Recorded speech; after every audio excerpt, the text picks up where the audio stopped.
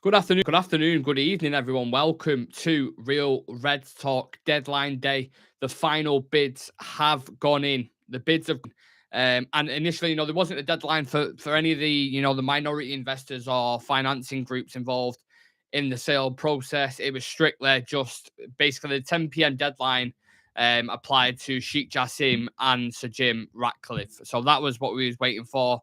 It is 10 o'clock. We have now got that news that the news that was building up to this before I went into the actual specifics of what's gone in and what bids been made, etc. Sheikh Jassim was to make a final take or leave it offer to buy Manchester United this evening, which will represent a world record bid for a team. Now, Mike Keegan has just announced, who's been very good on this story. He's been all over it basically when it comes to the ownership of Manchester United. And the Qatar bid is in. It's just over £5 billion. The offer includes it's a plan basically to inject a significant amount of additional capital and infrastructure investment. It would remove all the debt. Now it's basically over to the owners, to the Glazers, basically, to see what happens with this. How long this process is going to take, I'm not entirely sure. Last time I literally went outside Old Trafford to get some kind of footage to react to the second bid. When that went in, nobody was kind of expecting another round because this has been dragging on for 5 months now. Longer. Well, they announced it in November, didn't they? And we're almost in May now. So it's 5-6 months. It's getting on. Like, it's time to speed this process up, especially with the summer transfer window kind of lingering. But now the deadline was 10 p.m. and the bids have gone in. The bids have gone in. And like I said, £5 billion, over £5 billion from Qatar. It will be a world record fee for a sports team. And look, it's simple for me. It really is. This is just my personal opinion. This is not the channels. I don't want to speak for everybody else. But in my personal opinion, when you look at the two respected buyers, Sir Jim Ratcliffe and Sheikh Jassim bin Hamad Al Thani, just look, I'm going to give you the two basic, not the portfolios, but the structure, how they want to do this deals, okay? And then you tell me if I'm wrong, right? So Jim Ratcliffe wants 50+% of the club. He doesn't want 100%, 50+% of the club. He wants to keep the Glazers on. He won't clear the debts. And he might borrow to complete the deal. So that's Sir Jim Ratcliffe there, yeah? Just hold that in your head. That's there. Sheikh Jassim wants 100% of the club, will clear all the debts, not borrowing any money, and will invest significantly on infrastructures and signings. There's only one option for me, people. There's only one option. And if it means having Qatar instead of the Glazers, look, I'm stuck between a rock and a hard place because everybody's going to say the best thing for the club is Sheikh Jassim. His bid is the best for the club. That is correct. When you just isolate that on its own, it's correct. Is it the best for the club in terms of, how we stand with our reputation? Is that what's best? All this, the past 10 years where we've been absolutely slating City for having state ownership, does that not come back to bite us then? Does a traditional club like Manchester United, do we not kind of sell ourselves to the devil there? Is it not morals conflicting? You talk about the World Cup, everything that happened over there, immigrants dying, building stadiums, human rights record, banning of LGBTQ plus communities. Like, is that what you want tagged to a club like ours that's rich with history? That is another stumbling block for me personally. And we've got United Daily in the chat. Pick up to United Daily every day of the week, saying, well, it is every day of the week because it's daily. Jim's bid, in my opinion, is redundant, giving them a percentage to keep. No, thank you. Look, anyone's welcome to go live with me on this as well. If you want to discuss the ownership situation, more than welcome to jump on with me. Brian Casey's in the chat saying, absolute no-brainer for me. Has to be Sheikh Jassim.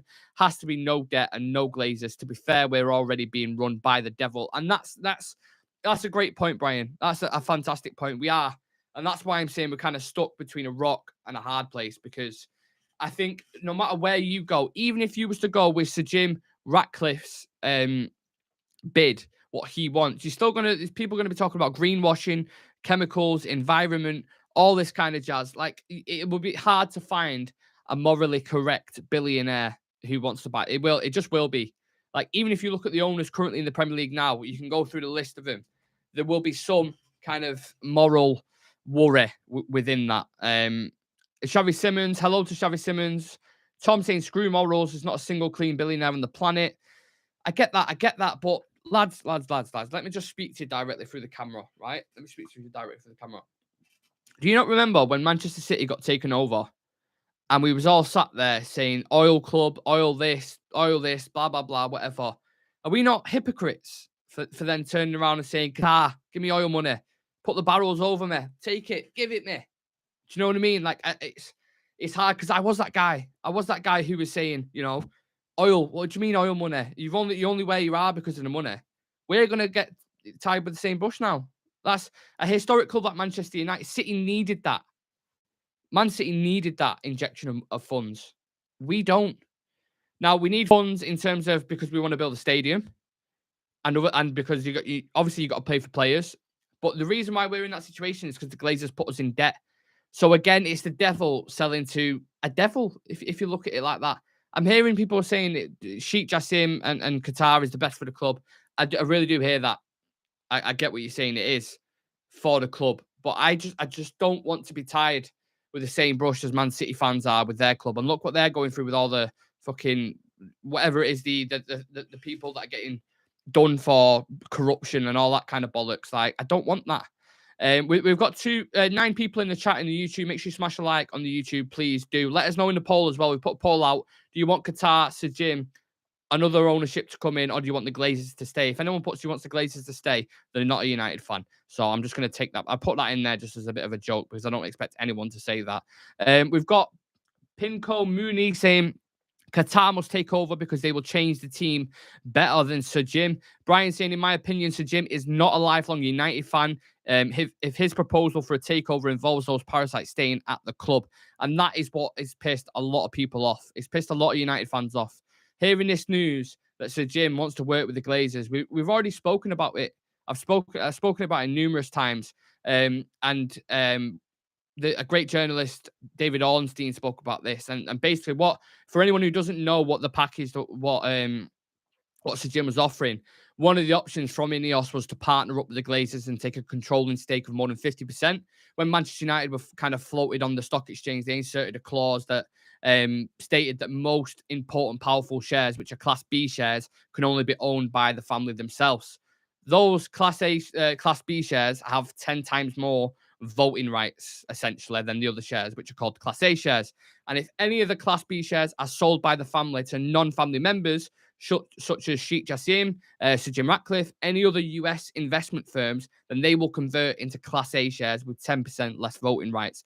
So there's every chance that members of the Glazer family will sell to Sir Jim Ratcliffe or whoever else. That will take that person over 50% to become the majority shareholder, but not with the most powerful shares, if you guys are still following me. In layman's terms, basically, even if Sir Jim Ratcliffe had the majority shares of 50%, his shares voting power would equal to 25%, half of its actual value. So if they sold it to anyone else, 45% of the club, they manage the overall club still with their share power. It's mental. It's absolutely mental. Ash pay to lose is saying Glazers in. There you go. There's the opposite fan who was expecting. Right on the cue. I don't care about being the same as City. I just want to win things again. All right, he's just joking. It's all right. And I get that everybody's entitled to their own opinion. I 100%. I get where everybody's coming from. Everybody has their own perspective. I'm just providing you mine and then trying to bounce off what you guys are saying. Ash is saying, so what we're saying is Harry Maguire. Oh, I missed that. I didn't know you could pull comments like that. To be fair, you lot generate enough money without having to depend on billions from Qatar. And this is my point. This is what I mean. Mason saying, I'm sure I seen last night that Tottenham are sponsored by Ineos, his company. Yep, you're right on that. They are. They have some kind of tie to it, something along the lines of that.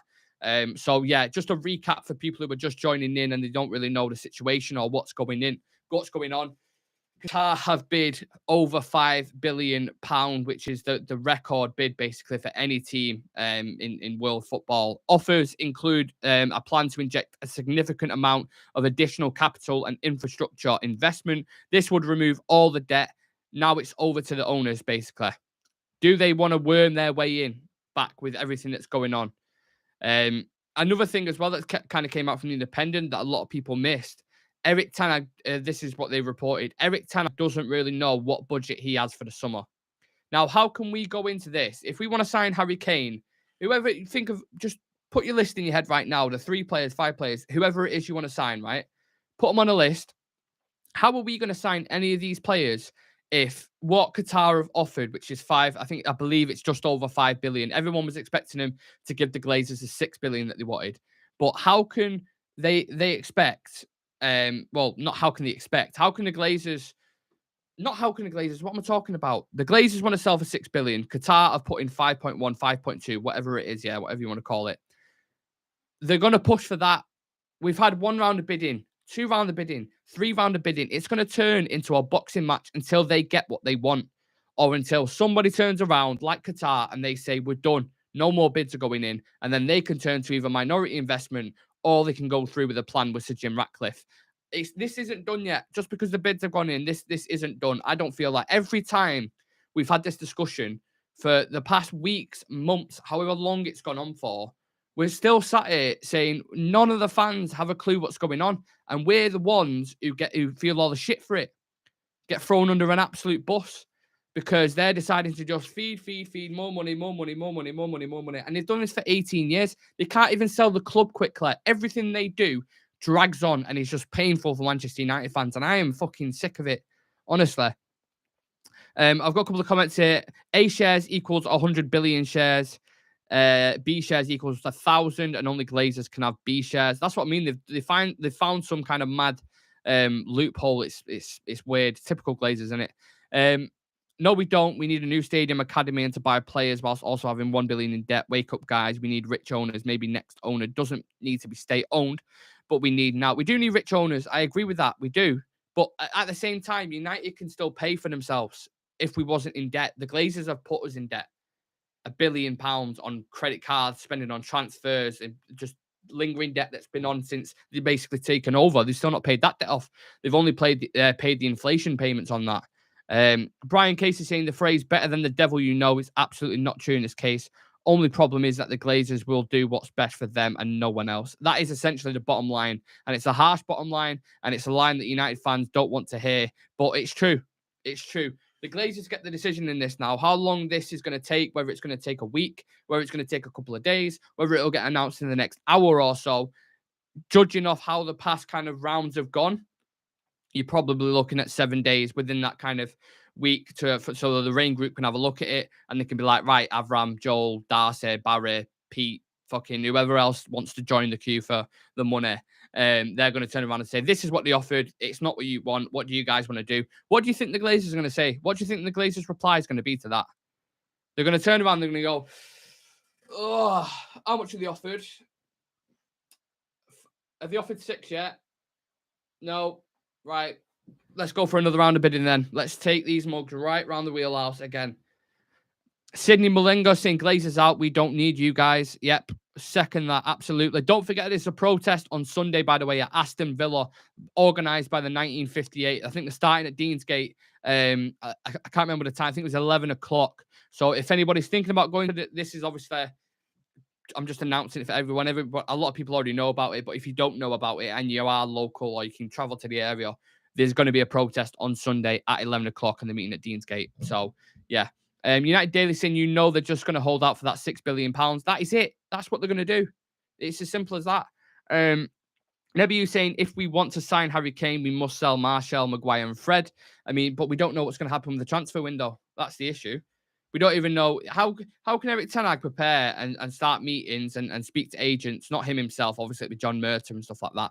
But he'll be giving it out and saying, look, I want to sign this player. I want to sign this player, blah, blah, blah. Set up the meetings with the agents, start working on these deals now, like Harry Kane and whoever else they want, Frimpong.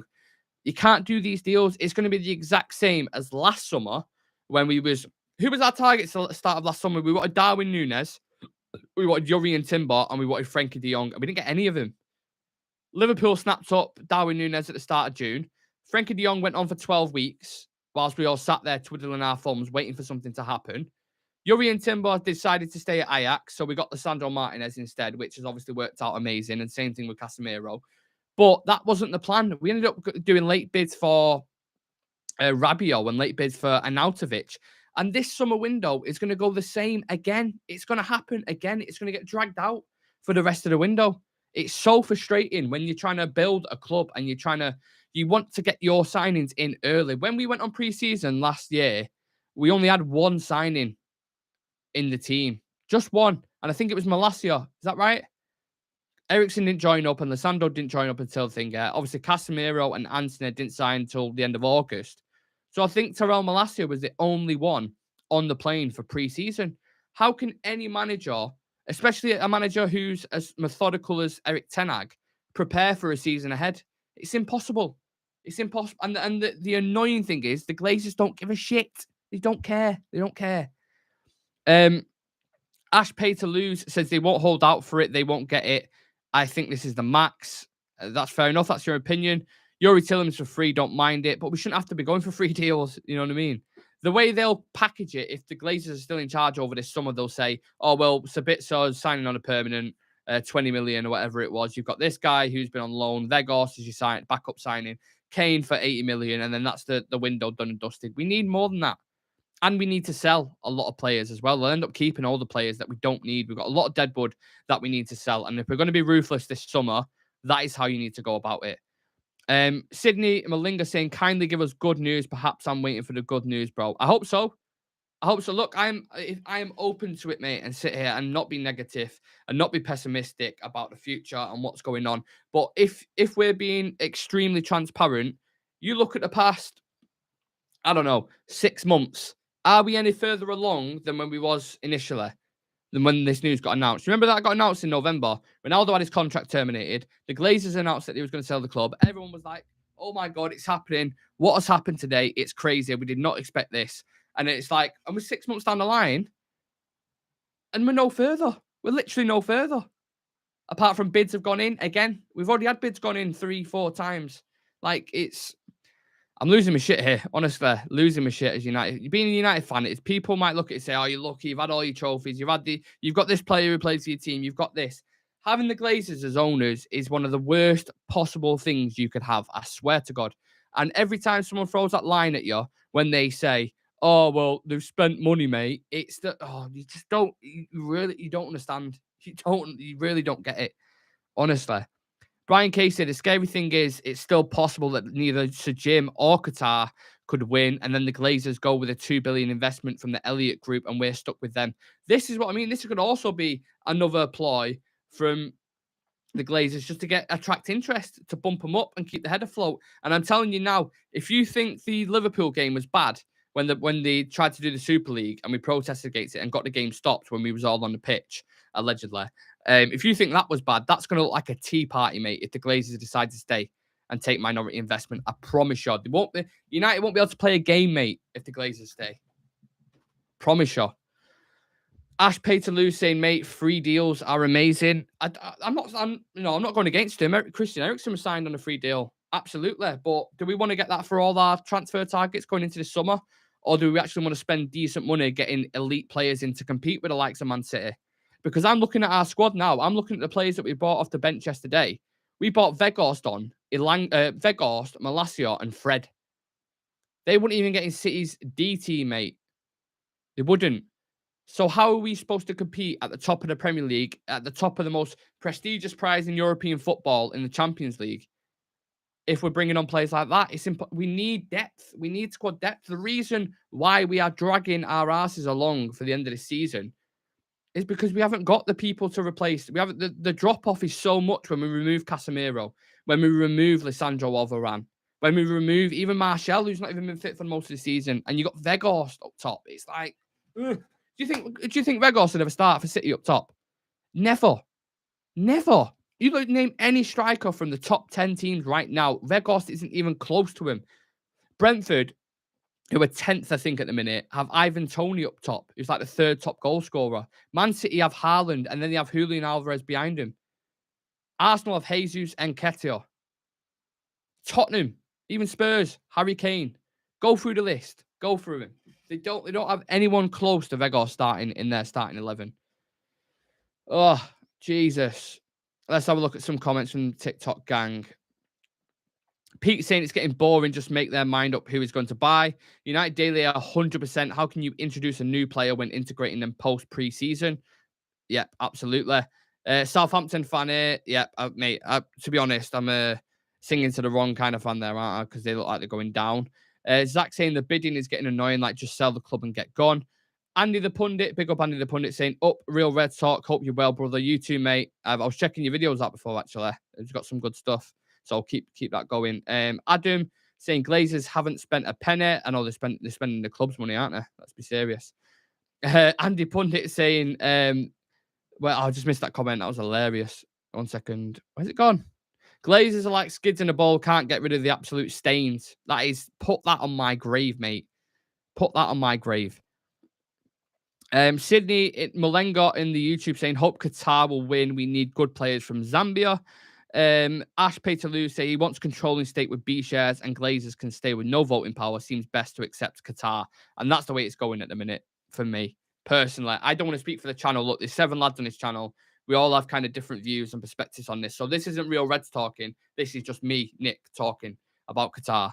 Aaron saying it's got to the point where I feel the Qatari investment is the only option to get us back on the right path. The cost of the club plus the amount of investment needed into infrastructure and squad. And I couldn't have said it better myself, Aaron, again. Fred was playing for Spurs yesterday. Yes, he was. Weghorst has been horrendous. Don't like him in the starting 11. City wouldn't let Weghorst handle their kits. Alvarez walks into any Prem team and he's second choice. That's what I mean, boys. That's what I'm saying. Hala Madrid, give it a couple of years and hopefully we'll be back in the Premier League. I think he's on a Southampton fan. Do you think they'll accept it? No, I don't. If I'm, like I said, if I'm being completely transparent, I don't want to be negative. I don't want to be that guy, but I just don't think they are. They've pushed for this £6 billion since the start of the year. Now they've had, I think the bid that's gone in now is just over 5 billion. You're talking like 0.9 billion off what they want. If you know the Glazers, you know the hard-nosed people that they are. Even though when I remember that quote coming out about Avram saying like we're deeply hurt and we've got a deep emotional connection to this club. Absolute bollocks. I've never heard more bollocks in my life than that. Having a deep connection to the club. The guy thought Ronaldo came to the club when he was 16. They only visit when we're in a final.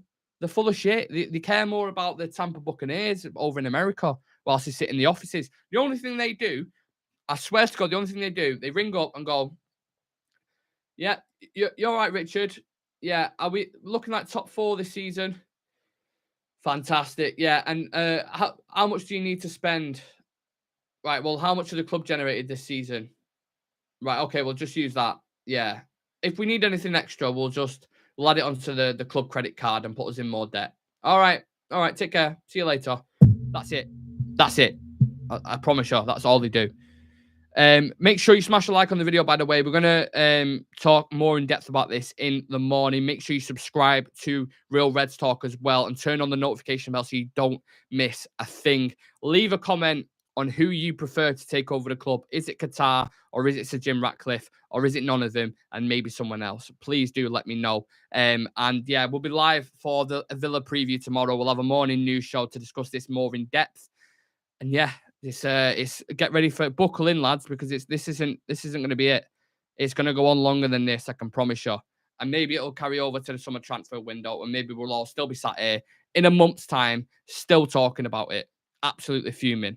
But the Qatar, like I said, the Qatar bid has gone in. Sheikh Jassim bin Hamad Al Thani has bid over 5 billion. And when we look at both parties who want to buy the club, so Jim Ratcliffe wants 50+%. He'll keep the Glazers, won't clear the debt, and might borrow to complete the deal. Sheikh Jassim wants 100% of the club, will clear debts. He's not borrowing any money, and he will invest heavily on infrastructures and signings. I'll leave you guys with that. See you in the next one. Buckle up, people. Thank you for tuning in. Smash a like on the video, subscribe to Real Reds Talk, and I'll see you guys in the morning.